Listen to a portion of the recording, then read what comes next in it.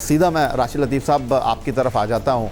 आप इस्लामाबाद में मौजूद थे कि आप कन्वेंशन सेंटर गए या नहीं गए, लेकिन आप उम्मीद कर रहे थे कि 3 अरब 60 करोड़ रुपए में ये दो टीमें जाएंगी, या आपको लगता है कि नहीं ये बेहतरीन है?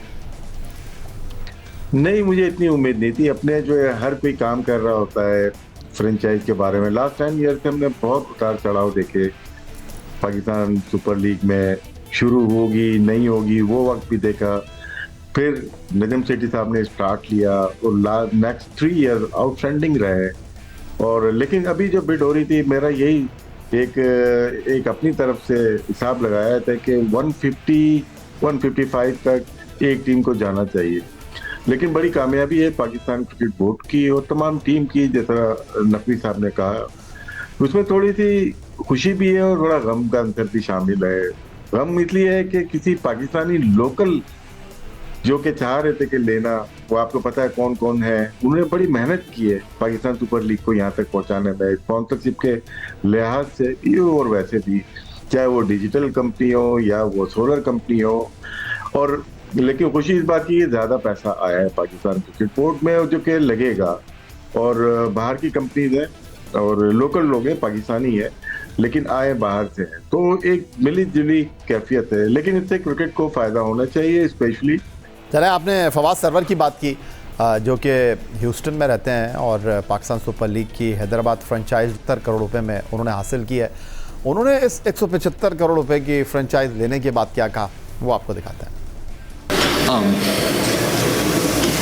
बहुत खुशी हो रही है काफ़ी। I mean it's you know still अभी यकीन नहीं आ रहा कि हो गया, क्योंकि this is a childhood dream actually.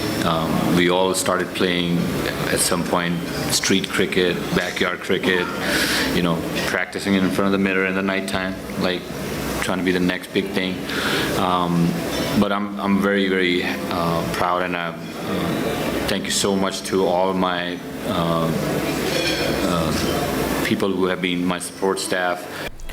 और अब बात कर लेते हैं पाकिस्तान सुपर लीग की सबसे महंगी फ्रेंचाइज सियालकोट। 2.25 अरब से ज़्यादा ये टीम फ़रोख्त हुई है, 185 करोड़ में ये टीम फ़रोख्त हुई। और इसके ओनर जनाब हमजा मजीद क्या कहते हैं वो ज़रा देख लीजिए। फर्स्ट ऑफ ऑल अल्हम्दुलिल्लाह रब्बिल आलमीन कि अल्लाह ने मौका दिया हमें, आज कामयाब किया। और secondly again thank you very much chairman साहब सलमान भाई for making this wonderful event and a transparent event for us coming from overseas Pakistan. कि as an overseas Pakistani it's dreams, everyone's dreams कि वो पाकिस्तान के लिए कुछ करें। सियालकोट के पास एयरपोर्ट तो था, एयरलाइन भी थी, अब उनकी अपनी क्रिकेट भी टीम भी आ गई अल्हम्दुलिल्लाह। एंड इंशाल्लाह तो सियालकोट की जो है स्पोर्ट्स की इंडस्ट्री कि इंशाल्लाह उसमें हमारी टीम डेफिनेटली इज़्ज़त और उनका स्टेटस एलिवेट करेगी। हमजा मजीद सियालकोट के ओनर, और जनाब हमारे साथ सियालकोट के रिप्रेजेंटेटिव भी मौजूद हैं, सीनियर स्पोर्ट्स जर्नलिस्ट, रोज़नामा जंग कराची के क्रिकेट कॉरेस्पॉन्डेंट अब्दुल माजिद भट्टी। इनका ताल्लुक़ जनाब शायर मशरिक़ अल्लामा इकबाल के शहर सियालकोट से है। तो भट्टी साहब से पूछते हैं, भट्टी साहब खुश हैं आप? सियालकोट का पाकिस्तान डोमेस्टिक में एक बड़ा नाम, और अब सियालकोट की जो टीम है वो PSL में भी खेलेगी। बिल्कुल यही खुशी की बात है दोनों शहरों के लिए। हैदराबाद भी हमारा शहर है, क्योंकि मैं आपको आज हिस्ट्री की बात बताऊं, 1976 में मैंने अपनी ज़िंदगी का जो पहला टेस्ट मैच था पाकिस्तान और न्यूजीलैंड का, वो नियाज़ स्टेडियम हैदराबाद में देखा। और चौथे दिन वो टेस्ट मैच ख़त्म हो गया था और फुल हाउस था। सियालकोट, इसमें कोई शक नहीं, जिस तरह भी हमजा मजीद कह रहे थे, सियालकोट में अपना एयरपोर्ट है, वहाँ पर अरबों रुपए की सालाना तिजारत होती है स्पोर्ट्स और दूसरे जो सर्जरी का सामान है उस हवाले से।